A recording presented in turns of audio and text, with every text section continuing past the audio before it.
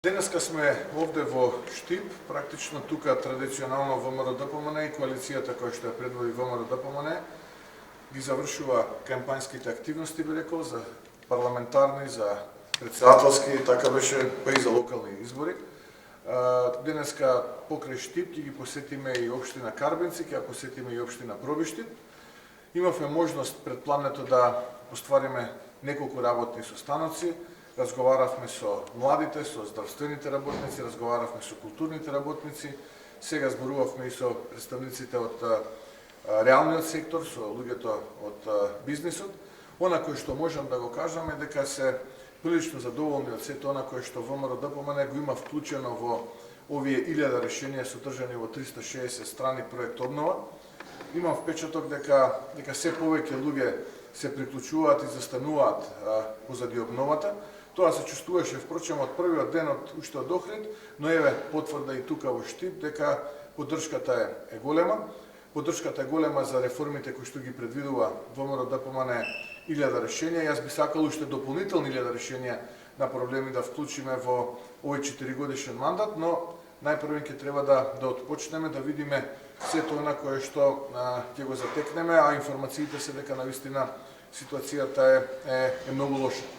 Но ние сме тука, подготвени сме, мотивирани сме, не мотивира поддршката од народот која што секојдневно ја добиваме и цениме дека успешно ќе се справиме со сите предизвици кои што ќе се испречат на нашиот пат до реализирање на нашата крајна цел. Така што еве јас да го изразам моето задоволство, денеска е последниот ден од кампањата.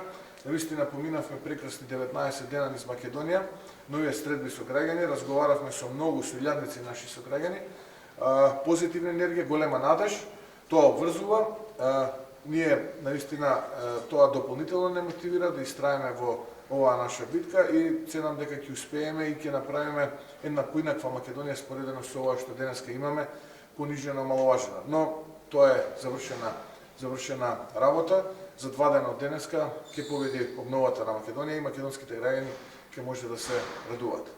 Како споменавте обнова на Македонија, споменавте програм од над 300 страници, како планирате да ги реализирате проектите ако се земе во предвид дека државната каса не е празна? Државната каса, јас не би рекол дека е празна, туку би рекол дека не се полни со една динамика која што е предвидена, за жал поради лошите политики, калкулантските политики и би рекол незнаењето, за жал. Но и тоа го имаме антиципирано. Ние имаме заменик технички министер во Министерството за финансии. Со Гордана практично на дневна основа комуницираме, ги анализираме погрешните потези кои што ги влече ресорниот министер. За жал поради својата надменост и би рекол примитивизам, сето на кој што доаѓа како предлог од наша страна се одбива, но добро, на тој начин тие предлози ќе ги сочуваме за нас и после 15 јули ќе може да ги аплицираме и да ја видат разликата помеѓу нивниот примитивизам и надменост и вистинската работа во интерес и за интересите на граѓаните и државата. Така планирате ли после ребаланс на буџет? Да, една од првите мерки ќе биде ребаланс на буџет.